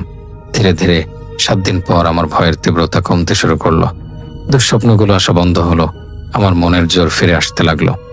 সবাই ভেবেছিল আরমান হয়তো আর কখনো স্টিয়ারিং ধরবে না, বিশেষ করে অ্যাম্বুলেন্সের স্টিয়ারিং। সহকর্মীরা বলেছিল অন্য পেশায় চলে যেতে। কিন্তু 8ম দিনে আমি আবার আমার ইউনিফর্ম পরলাম, গাড়ির চাবি হাতে নিলাম। আমি জানি রিজিকের মালিক আল্লাহ, আর হায়াত মওতের ফয়সালাও তার হাতে। যদি আমার মৃত্যু লেখা না থাকে, তবে কোনো খারাপ জিনিস বা ছায়ামূর্তি আমার ক্ষতি করতে পারবে না। সেই রাতের ভয়ঙ্কর স্মৃতি আমাকে দুর্বল করেনি, বরং আরো সতর্ক আর সাহসী করে তুলেছে।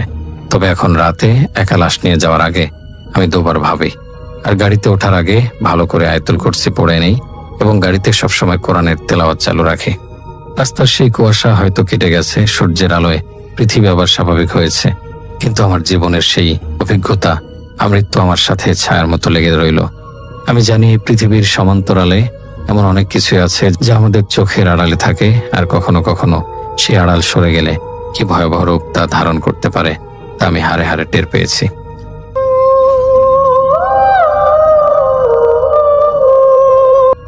মাসুদ হোসেন এবং তার পরিবারের ঢাকার স্থায়ী বাসিন্দা। তার পরিবার এবং তিনি একটাই ফ্ল্যাটে বসবাস করতেন। তিনি একটা বেসরকারি প্রতিষ্ঠানে চাকরি করতেন এবং ঘটনাটা 2015 সালের রমজানের ঈদের কয়েকদিন পর থেকে শুরু হয়। সেদিন হালকা বৃষ্টি হচ্ছিল এবং পরিবেশটা ছিল ঠান্ডা। রাত 12টা নাগাদ উনি শুয়ে পড়েন। তার কিছুক্ষণ পর উনি কি করে, হঠাৎ করে ঘুমানোর পরে উনি শোনেন যে বাকবাকুম টাইপের কবুতরের ডাক ওনার বাসার জানালার কার্নিশের উপর থেকে। এটা আগে কখনো তিনি পান নাই। বিরক্তিকর ছিল না কবুতরের ডাক রাতের বেলা, হতে পারে অন্য জায়গা থেকে কোনো কবুতর উড়ে এসে সেখানে বাকবাকুম শুরু করেছে। তিনি 7-5 না ভেবেই ক্লান্ত ছিলেন, ঘুমিয়ে পড়েন। রাতে ওনার ঘুম বারবার নষ্ট হচ্ছিল। প্রতিবার ঘুম ভেঙে যেত একটা স্বপ্ন দেখে, এবং তা হলো ওনার বুকের উপরে একটা কালো সাপ ফেনা ফোনা তুলে হিস করছে এবং বড় করে মুখ হা করে সাপটি তার দিক সামনে 2টা দাঁত দেখাচ্ছে। এটা সে রাত উনি বারবার দেখছিলেন, ওনার ঘুম বারবার ভেঙে যাচ্ছিল। তো সকালে উনি নিজের মতো করে অফিসে চলে যান এবং কাউকে কিছু না জানিয়ে চলে যায়। বলে রাখা ভালো, পরিবারে কিন্তু তার মা, বাবা, স্ত্রী এবং 2 ছেলে মেয়ে ছিল। উনি বাড়ি ফেরার পর ওই দিন কিছুক্ষণ পর পর পায়ের জুতার মোজা থেকে যে ঘামের দুর্গন্ধটা আসে সেটা পাচ্ছিল। এমনভাবে পাচ্ছে যে সেই গন্ধটা তার শরীর থেকে আসছে। তিনি কি করলেন, এই দুর্গন্ধটা সরানোর জন্য গোসল করলেন। একবার করলেন, আবারও করলেন, পারফিউম ব্যবহার করলেন। এছাড়া তিনি সবসময় পরিষ্কার থাকতেন অনেক আগের থেকেই, কিন্তু এই গন্ধটা তার শরীর থেকে যাচ্ছিল না, আর গন্ধটা পাচ্ছিল কিছুক্ষণ পর পর। তিনি তার স্ত্রীকে বলেন, তার স্ত্রী বলেন হয়তো বাড়ির বাতাসের সাথে আসতেছে, তুমি টেনশন করো না। কিন্তু গন্ধটা তিনি ছাড়া আর কেউ পাচ্ছিল না। নর্মালি কেউ যদি পায়ের মধ্যে মোজার গন্ধ থাকে, দেখা যায় যে অন্য মানুষও গন্ধ পায় এবং নাক ছিটকায়, এটা কিন্তু আমরা জানি, কিন্তু আশেপাশের কেউ পাচ্ছিল না। উনি খাবার খেতে বসে, তো উনি যখন খাবার খায়, খাবার খাওয়ার সময় গন্ধটা পাচ্ছিল এবং স্ত্রীকে বলে, স্ত্রী বলেন কিসের গন্ধ, তোমার নাকি সমস্যা? আমি কোনো গন্ধ পাচ্ছি না। উনি তার মাকে বলেন, তার মা একই কথা বলে। রাতে ঘুমাতে যাওয়ার সময় একই ঘটনা ঘটলো। অনেকটা ক্ষীণভাবে তিনি দেখলেন যে কবুতরের বাকবাকুমের শব্দটা তিনি আসছে আর কি। ঘুমিয়ে যাওয়ার পর সে একই স্বপ্ন, কালো একটা সাপ বুকের উপর ফেনা তুলে বসে আছে এবং হিস হিস করছে এবং তার 2টা দাঁত দেখাচ্ছে, বড় বড় 2টা দাঁত। রাতে বারবার এইভাবে ওনার ঘুম ভাঙছিল। ঘুম ভাঙার পর সেই কবুতরের ডাক বাকবাকুম শব্দ শুনেই যাচ্ছে, কিন্তু রাতের মতো করে ক্ষীণভাবে। এতে উনি প্রচণ্ড বিরক্ত হলেন, কারণ 2 রাত ধরে তিনি ঘুমাতে পারছিলেন না। সকালে তিনি নাস্তা খেয়েই অফিসে চলে যান, কিন্তু অফিসে কাজের মধ্যে মন বসছে না। তিনি অনুভব করছিলেন তার শরীর থেকে গরম ভাব বেরোচ্ছে। উনি হাত মুখ ধুলেন, এসি চলছিল, তার সেই গরম ভাবটা দূর হচ্ছিল না। উনি ভাবলেন যেহেতু 2 দিন তিনি সমস্যায় ভুগছে, হয়তো ভেতরে ভেতরে জ্বর ছিল, আজ হয়তো জ্বরটা চলে যাচ্ছে দেখেই ঘামছে বা গরম লাগছে। চিন্তা করলেন উনি বাসায় চলে যাবেন আজ লাঞ্চের পরপরই। জোহরের আজানের চারদিক থেকে যখন শুরু হয়, তখন তার পুরো শরীর ঝিনঝিন করতে শুরু করে দেয়, যেটা ছিল তীব্র আজানের সাথে সাথেই, যার কারণে উনি ফ্লোরে পড়ে যায় এবং যন্ত্রণার মতো কাতরাতে থাকেন। তা দেখে ওনার কলিগরা ওনাকে হাসপাতালে নিয়ে যায়। আজান শেষ হওয়ার পরপরই সেই ঝিনঝিনটা চলে যায়। হাসপাতালে পরিবার আসে, এর মধ্যে আসরের আজানও পড়ে যায়। আসরের আজান যখন 4টার দিকে ধেয়ে আসছিল, ঝিনঝিনটা আরও বেড়ে যায়। ওই সময় ওই মুহূর্তে রুমে ডাক্তার ছিল। ডাক্তার পরীক্ষা করে দেখে কোনো সমস্যা নাই। ডাক্তার ধারণা করেন এটা প্যানিক অ্যাটাক। ওনার যেহেতু 2 রাত ঘুমাতে পারে নাই, প্যানিক অ্যাটাক হয়েছে, তিনি বেড রেস্টে থাকতে বলেন 3 দিন। ওনাকে আরও কিছু পরীক্ষা নিরীক্ষা করতে বলা হয় সমস্যাটা ধরবার জন্য। বাড়িতে আসার পর থেকেই সেই মোজার গন্ধ আবারও পেতে থাকেন এবং কবুতরের সেই ক্ষীণ শব্দের বাকবাকুম ডাক। এইবার তিনি স্বপ্ন আর কবুতরের বাকবাকুমের ডাকের কথা বাবা মা এবং স্ত্রীকে বললেন। ওনার বাবা পরদিন পাশেই তাদের পরিচিত মসজিদের এক ইমামকে ঘটনা খুলে বলেন এবং ইমাম তাকে নামাজ পড়তে বলেন এবং বলেন যে ঠিক মতো যেন নামাজ কালাম পড়ে এবং পানি পড়া দেয়, কিন্তু এতে দুর্গন্ধ তিনি যেভাবে আগের মতো পাচ্ছিলেন সেভাবেই পেয়ে যাচ্ছেন। এবং প্রতিদিন রাতে 11টার পরে সেই কবুতরের বাকবাকুমের ডাক এবং সেই যখনই তিনি ঘুমাতে যান, সেই সাপের স্বপ্নটা তিনি বারবার দেখেন। জোহর আসরের আজানের সময় শব্দ কানা আসার সাথে সাথে তার ঝিনঝিন শুরু করে দিত। এই ঝিনঝিন হাত থেকে বাঁচতে উনি কানের মধ্যে উনি বালিশ চেপে রাখতেন মুখের মধ্যে, সবটা চলে যায়, কিন্তু এই প্রবলেম আর কোনোভাবেই যাচ্ছিল না। ডাক্তাররা বিশদ পরীক্ষা নিরীক্ষা করে দেখেন কোনো সমস্যাই নাই, ওনার দুর্বলতা আছে। কিন্তু এই 1 সপ্তাহ তার সমস্যা প্রকট হয়ে ওঠে। ঠিকমতো খেতে পাচ্ছিল না এবং এই নির্ঘুম থাকবার কারণে ওনার শরীর আরও দুর্বল হতে থাকে। চিকিৎসা চলছিল কিন্তু কোনোভাবে উন্নতি হচ্ছিল না, ইভেন কন্ডিশনটা স্টেবলও ছিল না। তার মা বাবা এবং স্ত্রী তাকে বুঝায়, বলে এটা কোনো সমস্যা না, এটা ডাক্তারি সমস্যা না, এই সমস্যার জন্য হয়তো আমাদের অন্য কোনো রাস্তা অবলম্বন করতে হবে। তার বাবা তাদের পরিচিত এক পীরের কাছে যায়, ছেলের সমস্যা খুলে বলেন এবং পীর বলে যে তোমার ছেলেকে কোনো সাধারণ বা অসাধারণ জিনে ধরে নাই, মনে করো কোন একটা শক্তিশালী রাগী জিনকে কেউ পাঠিয়েছে। কেননা আজান শুনলে কষ্ট হয় খারাপ জিনদের, আর রাতে সে লুকাতে পারে আজানের সময়, কিন্তু দিনে হয়তো সে লুকাতে পারে না, তাই সে কষ্ট পায়। সেই সময় তোমার ছেলে কষ্ট পায়। উনি বলেন আমি আসবো কিছুদিন পর তোমাদের বাড়িতে। সেই পীর বলতেছে তুমি তোমার ছেলেকে ইবাদত করতে বলো। এই ঘটনা শুরু হওয়া থেকে শেষ পর্যন্ত উনি নামাজে দাঁড়ালে উনি ভুলে যেতেন কি করতে হবে, যেদিন থেকে শুরু হয় সেদিন এখন পর্যন্ত আর কি। নামাজে দাঁড়ালে উনি ভুলে যেতেন কি করতে হবে, ছানা ভুলে যেতেন, সূরা ভুলে যেতেন, এমনকি 10 থেকে 15 মিনিট আল্লাহু আকবার বলে দাঁড়িয়ে থাকতো। নিজে নিজে কান্না করতেন এবং সাহায্য যেতেন আল্লাহর কাছে। কিন্তু ওই দোয়ার মধ্যে যেমন আমরা মানে মুনাজাতের মধ্যে দোয়া পড়ি, দোয়া ভুলে যাচ্ছে সে। তখন বাংলায় এসে বলতেছে যে আমাকে বাঁচাও তুমি, আমার কি হচ্ছে এগুলা, কিছুই তার মনে আসতো না। এবং ইভেন এই লোক যার ঘটনা আমি বলছি, মাসুদ সাহেব, উনি এটা কিন্তু একটা ছদ্মনাম আমি ইউজ করছি, এবং মাসুদ সাহেব কিন্তু সূরা ইয়াসিন মুখস্থ পারতেন। এর মধ্যে একদিন সেভাবেই স্বপ্ন দেখে ঘুম ভেঙে যায় তার। তিনি উঠে বসেন এবং খেয়াল করে যে ঘরে কুচকুচে কালো মানুষের মতো একটা লোক দাঁড়িয়ে আছে তার ঘরের জানালার কাছে। মৃদু আলোতে বুঝতে পারেন সেই লোকটা একটা পাখির মাথা মুচড়িয়ে ভেঙে ফেলেন, এবং মৃত্যু যন্ত্রণায় পাখিটা যেভাবে ঝানা ঝাপছায় সেভাবে ঝাপতে ঝাপতে মারা গেল। এটা দেখতে দেখতে ওনার শরীরে কাঁটা দিয়ে ওঠে, ভয় পেয়ে তিনি চিৎকার দেন। স্ত্রী পাশে ছিল, উনি উঠেই তাকে শান্ত করার চেষ্টা করেন। মা বাবা সন্তানরা সবাই চলে আসে রুমে, চিৎকার শুনেই সে রাতটা কোনোভাবে তারা কাটিয়ে দেয়। পরের দিন ওনার বাবার সেই পরিচিত পীর আসে। ঘটনা প্রবাহ ওই পীর বাদে আরও আর কয়েকজনের কাছে তাদের যাওয়া হয়েছিল, কিন্তু কাজের কাজ কিছুই হয় না। উল্টা তারা যদি কোনো পানি পড়া দিত, সেই পানি পড়া লবণাক্ত হয়ে যেত, এবং যেসব তেল পড়া বা জাতীয় যারা যেসব জিনিসপত্র তারা পেয়েছিল কোনো ধরনের কোনোতে কাজে আসে নাই। তো পীর সাহেব আসলো রাতের বেলা, তার সাথে বেশ কজন জিন আসলো। শুরু হয় মাসুদ সাহেবের উপর যার প্রভাব আছে তাকে ডাকার প্রক্রিয়া। আল্লাহর কালাম এবং কিছু নিয়ম পালন করার এক পর্যায়ে যারা ঘরে ছিলেন সেই মুহূর্তে তারা ঘরে থাকলেন, এবং তারা দেখলেন যে জানালার পর্দা স্বাভাবিকভাবেই ছিল, কিন্তু একটা মানুষ যখন পর্দা সরিয়ে ঢোকে, রুমে ঢোকার যেভাবে ঢোকে ঠিক এইভাবেই পর্দাটা সরলো, এবং সাথে সাথে মাসুদ সাহেব পড়ে গেল বসা অবস্থায়। আরও কিছুক্ষণ পর যাওয়ার পর পীর সাহেব মাসুদ সাহেবের বাবাকে ফিসিয়ে বলল, মাসুদকে ডাকেন। যখন মাসুদ সাহেবের বাবা তাকে নাম ধরে ডাকলেন, ও মাসুদ, বাবা উঠ, তোর খারাপ লাগছে নাকি? মাসুদ সাহেব উত্তর দিলেন, আমার নাম মাসুদ না। ওনার বাবা আরও কিছু বলতে যাবেন, তখন তাকে পীর সাহেব থামিয়ে দিল। পীর সাহেব জিজ্ঞেস করলেন, কে আপনি, পরিচয় দেন। মাসুদ সাহেবের কণ্ঠ ব্যবহার করে সেই জিন বলল, আহমেদের নাতি, তুই আমার পরিচয় দিয়ে কি করবি? আমি তোর 7 পুরুষের খবর জানি। কি মনে করছিস এই কাজ করবি আর আমি আসবো? না, তা না। তারপর সে জিন তাকে কি প্রসিজিওরের কথা বললে এবং ওনাকে ডেকেছেন তা তাকে বলে দেন, এবং তাকে বলেন যে আমার সামর্থ্য নিয়ে প্রশ্ন করার সাহস করবি না, মানে জিনের সামর্থ্য নিয়ে কোনো ধরনের প্রশ্ন করা যাবে না। পীর সাহেব ওনার সাথে ভদ্রভাবে কথা বলার চেষ্টা করলেন। এইভাবে কিছু সময় যাওয়ার পর পীর জিজ্ঞেস করলেন যে এই লোককে কেন কষ্ট দিতেছেন আপনি? সে তখন মাসুদ সাহেবের এক আত্মীয়র নাম নিয়ে বলে, উনি ভোগ দিছিল কালীগঞ্জের শ্মশানে, ভোগের বিনিময়ে এই মাসুদ যেন মারা যায় সেজন্য। যখন জিজ্ঞেস করা হয় কি কারণে তার এত বড় ক্ষতি করার চিন্তা করছেন আপনি, তখন সেই জিন বলে, তাকে যে জিজ্ঞেস কর কেন সে এত বড় ক্ষতি করলো। তখন মাসুদ সাহেবের বাবা কান্নায় ভেঙে পড়ে যায়। তিনি সেই জিনকে বলেন, আমার ছেলেকে ছেড়ে দেন, বিনিময়ে যা চাবেন আমার সামর্থ্য থাকলে আমি তাই দিব। জিন ছিল নাছরবান্দা, সে বলে সে তাকে নিয়েই যাবে। অনেক বলে তাকে বুঝানো হলো, কিন্তু সে নারাজ। কিন্তু সেই জিন বলল, আমি যেতে পারি যদি সেই লোক আমাকে আবারও ভোগ দেয় যে তাকে আগে একবার দিয়েছিল। তখন পীর বললেন, আমরা সেই আত্মীয়র সাথে কথা বলবো, ওনাকে বুঝিয়ে আমরা ভোগ পাঠাবো, ওয়াদা করুন চলে যাবেন। সে হাসতে হাসতে বলে, হ্যাঁ যাব। তখন মাসুদ সাহেবের বাবা বলেন, এই কেমন কথা, সে কিভাবে ভোগ দিবে? তখন পীর বললেন, কেন? ওনার বাবা বললেন, যার কথা সে বলছে সে তো মারা গেছে কদিন আগে।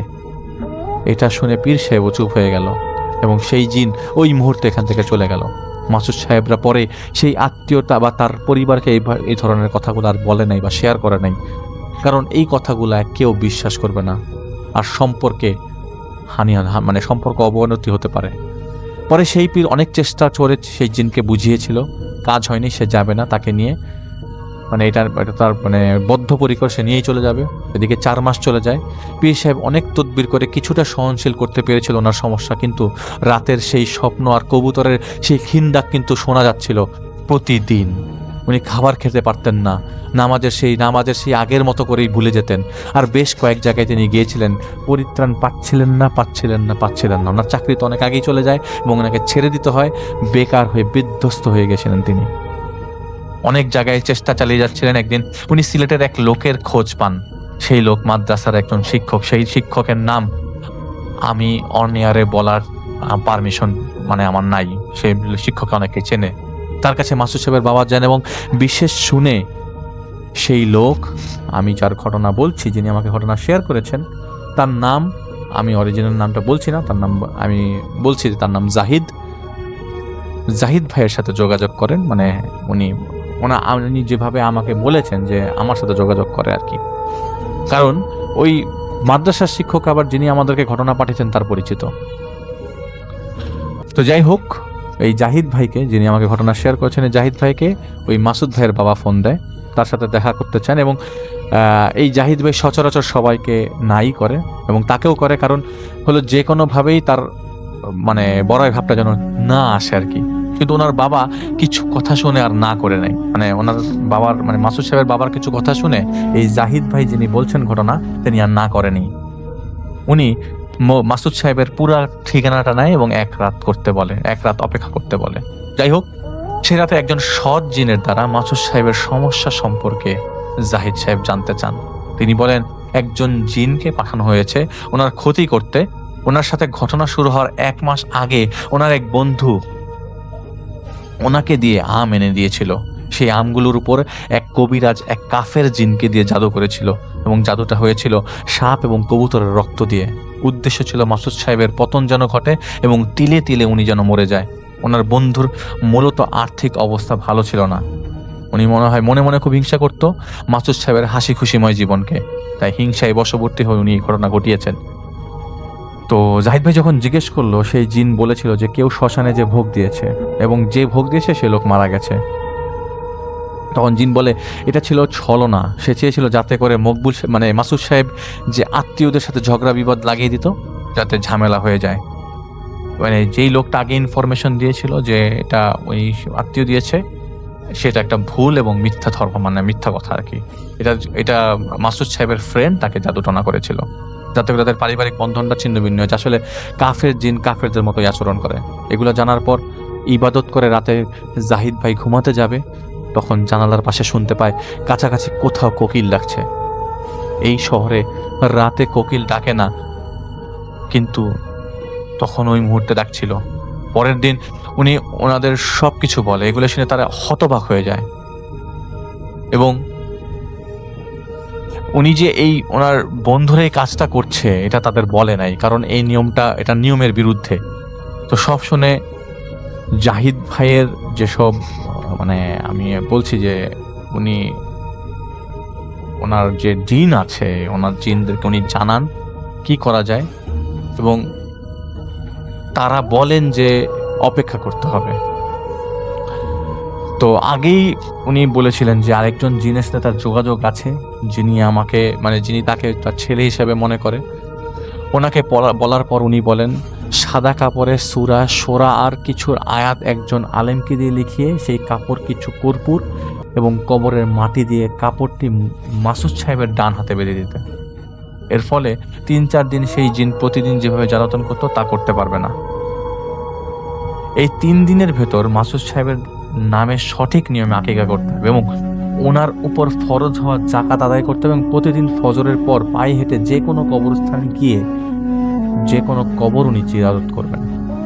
আসলে জিনিসটা মেমোরাইজ করা খুবই কষ্ট, খুবই টাফ। তারপরও আমি আপনাদেরকে বলছি যে মেমোরাইজ করা যেহেতু টাফ, আমি এই জাহিদ ভাই যিনি আমাকে ঘটনা শেয়ার করেছেন তিনিও কিন্তু জিন ডাকতে পারেন, জিন আনতে পারেন।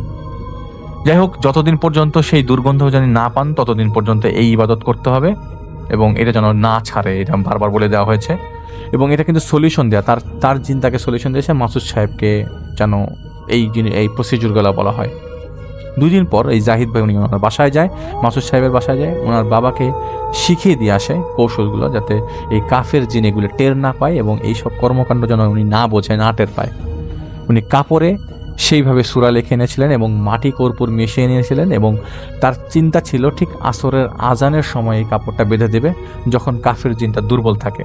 এখানে বলা উচিত যে কাফের জিনটা ছিল অনেক অহংকারী। আর জাহিদ ভাই যখন বাসায় ঢোকে তখন থেকে তিনি একটা পটকা বিদঘুটে গন্ধ পাচ্ছিল এই বাসায় এবং তার অস্তিত্ব টের পাওয়া যাচ্ছিল। তো যাই হোক, ওনাকে বলে যে আজ কানে কিছু না দিয়ে আজান শুনতে, এবং ওই যেভাবে উনি আগে মাসুদ সাহেব বালিশ ঢেকে রাখতো এটা যেন না থাকে এবং সে যেন পরিষ্কার আজান শোনা ট্রাই করে।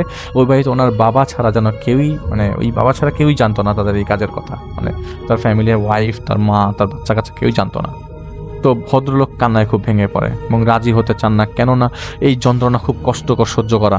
ওনার বাবা ওনাকে বোঝায় যে, মাসুদ সাহেবের বাবা বলছে যে, আমি দেখতে চাইছি ওর কী অবস্থা হয়, তুই টেনশন করিস না।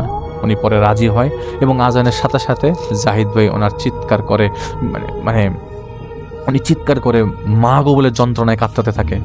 এই সুযোগে আল্লাহর নাম নিয়ে ওনার ডান হাতে জাহিদ ভাই ওই জিনিসটা বেঁধে দেয় এবং এক গিট দেওয়ার সাথে সাথে ওনার ঘরের ড্রেসিং টেবিলের মিররটা, যে আয়নাটা ভেঙে যায় এবং বারান্দার দরজাটা কবচ্ছ ভেঙে চুরমার হয়ে যায়। তখন ওনার দিকে তাকিয়ে দেখা যায় উনি একদম বেহুশ। ওনার মা, স্ত্রী দরজা কাঁচ ভাঙার শব্দে ঘরে চলে আসে, ইভেন পাশের প্রতিবেশীরাও চলে আসে। সেই সময় পানি ছিটিয়ে হুশ আনানো হয়। সেদিনের মতো এই জাহিদ ভাই বাসা থেকে চলে আসে। সেই রাতে ওনার আর কোনো সমস্যা হয়নি, এমনকি উনি রাতে আর স্বপ্ন দেখেন নাই। স্বাভাবিকভাবেই অনেক ক্লান্তি থাকে, উনি ঘুমিয়ে পড়ে। পরের দিন বিকেলে ওনার নামে আকিকা করা হয় এবং সেই জিনের পরামর্শ মোতাবেক বাকি কাজগুলা করা হয় 3 দিনের ভেতরেই।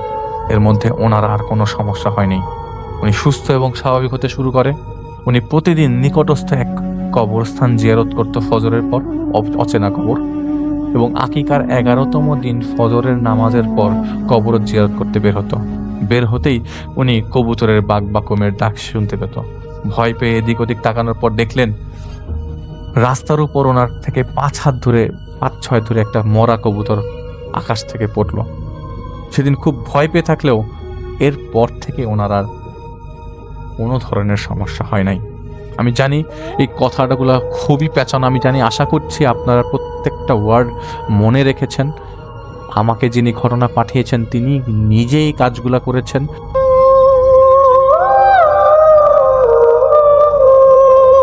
ওয়ালাইকুম রাসেল ভাই, আপনাকে অসংখ্য ধন্যবাদ আমাকে সুযোগ করে দেওয়ার জন্য।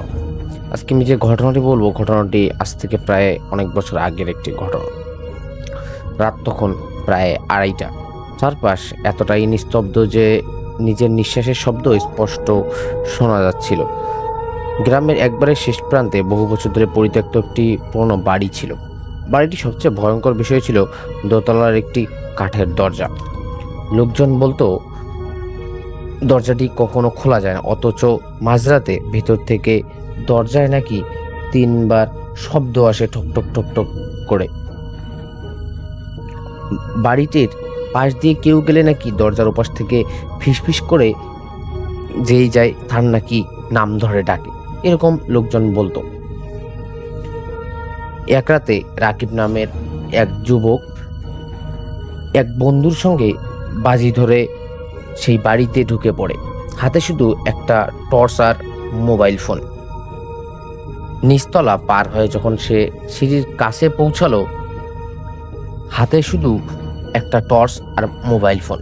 নিচতলা পার হয়ে যখন সে সিঁড়ির কাছে পৌঁছালো, তখন হঠাৎ উপর থেকে শব্দ এলো, রাকিব। সে যেন থমকে দাঁড়ালো, কেউ তার নাম ধরে ডাকছে। রাকিব টর্চটা উপরে ফেললো। অন্ধকার সিঁড়ি ছাড়া আর কিছুই দেখা গেল না। সে নিজেকে বোঝালো হয়তো বাহির থেকে কারো আওয়াজ এসেছে। কিন্তু দ্বিতীয়বার শব্দটা আরো পরিষ্কার হলো, রাকিব দরজাটা খোলো। তার বুকের ভেতরটা যেন কেঁপে উঠলো। তবুও সে ধীরে ধীরে সিঁড়ি বেয়ে উপরে উঠতে লাগলো। দোতলায় পৌঁছাতেই টর্চের আলো সেই পুরনো কাঠের দরজাটায় দেখা গেল। দরজার গায়ে অসংখ্য আঁচড়ের দাগ। মনে হচ্ছিল কেউ যেন ভেতর থেকে বের হওয়ার জন্য নখ দিয়ে কাঠ ছিঁড়তে চেষ্টা করছে। রাকিব দরজার সামনে দাঁড়াতেই ঠকঠক ঠকঠক করে ভেতর থেকে 3 বার টোকা পড়ল। সে পিছিয়ে গেল। তারপর দরজার উপাস থেকে খুব নিচু স্বরে একটা কণ্ঠ ভেসে এলো, অনেক দেরি করে ফেলছো। এই কণ্ঠ শুনে রাকিবের হাত পা যেন ঠান্ডা হয়ে গেল। সে দরজা থেকে সরে যেতেই চাইছিল। ঠিক তখনই দরজার নিচের ফাঁক দিয়ে একটা কালো ছায়া ধীরে ধীরে নড়তে দেখা গেল। মনে হলো ভিতরে কেউ দাঁড়িয়ে আছে।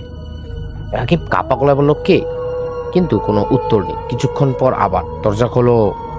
এবার কণ্ঠটা তার নিজের মায়ের মতো শোনা গেল। রাকিব জানতো তার মা এই সময় বাড়িতে ঘুমিয়ে আছে।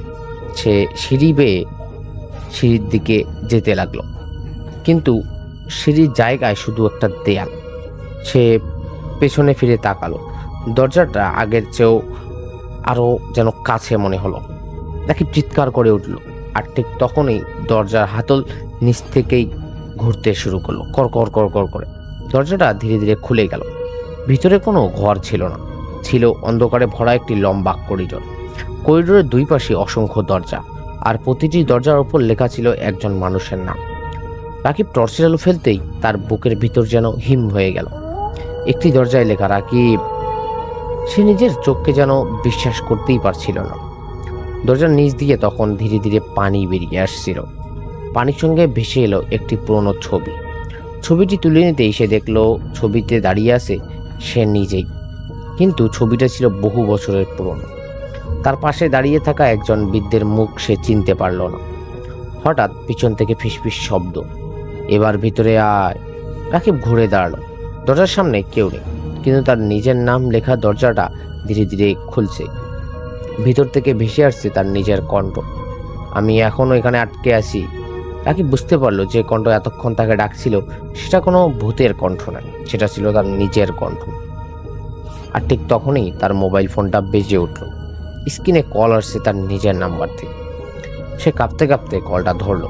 উপাস থেকে কয়েক সেকেন্ডে শুধু নিঃশ্বাসের শব্দ, তারপর রাকিব দরজাটা বন্ধ করিস না, ওটা খুললে আমি বের হতে পারবো। এ কথা শুনে রাকিবের শরীর যেন অবশ হয়ে গেল, কারণ ফোনের ওপাশে তার কণ্ঠই শোনা যাচ্ছিল।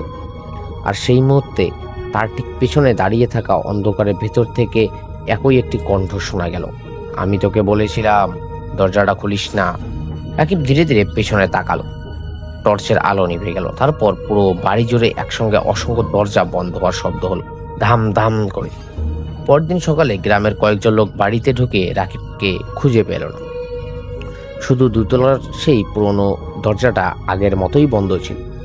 দরজার গায়ে নতুন করে একটা নাম খোদাই করা ছিল, রাকিব।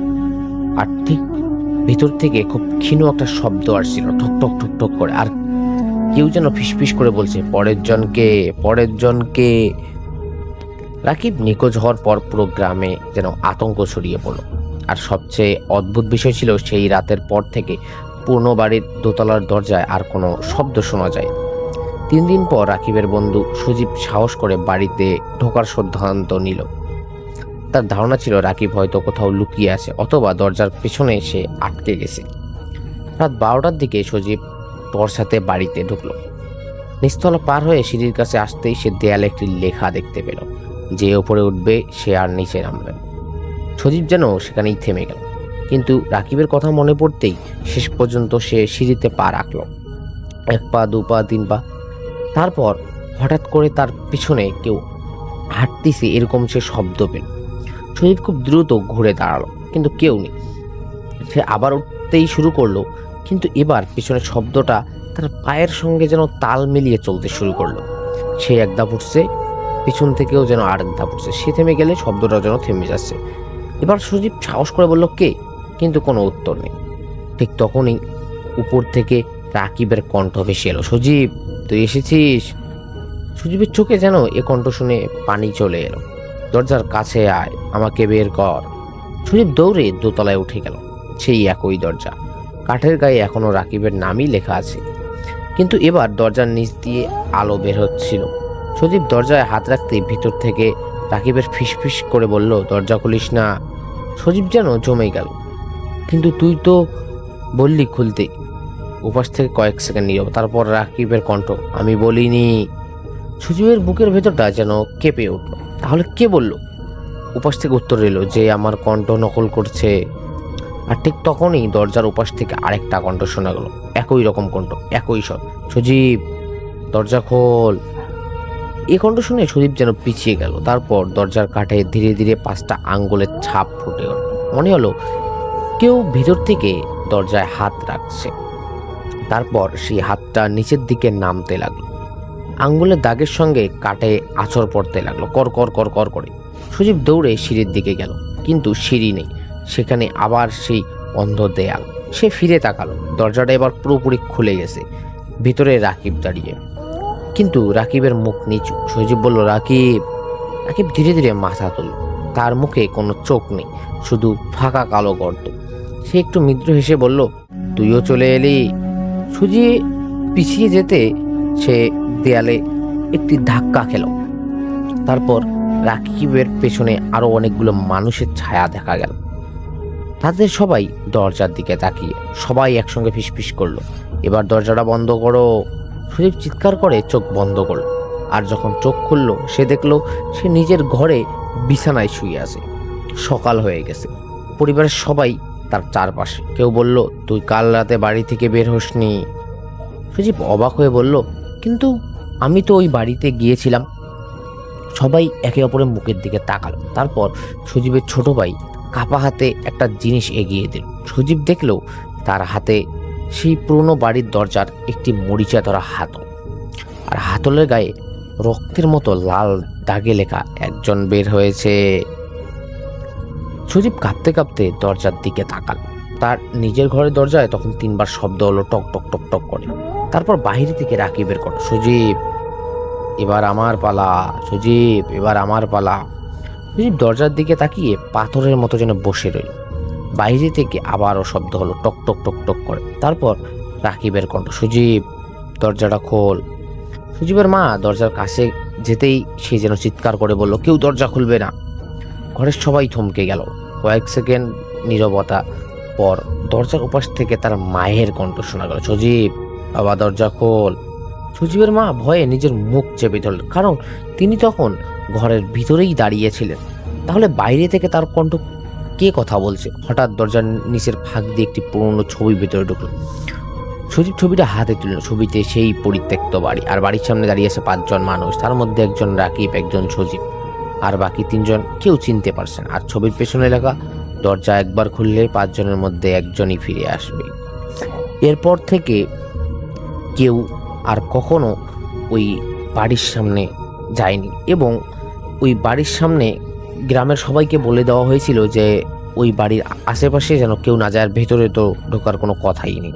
এরপর থেকে গ্রামের লোকজন ওই বাড়ির ধারে কাছেও আর কেউ কখনো যায়নি, আর ভেতরে তো কখনো ঢোকেইনি। ধন্যবাদ রাসেল ভাই, আজকের ঘটনাটি এ পর্যন্তই।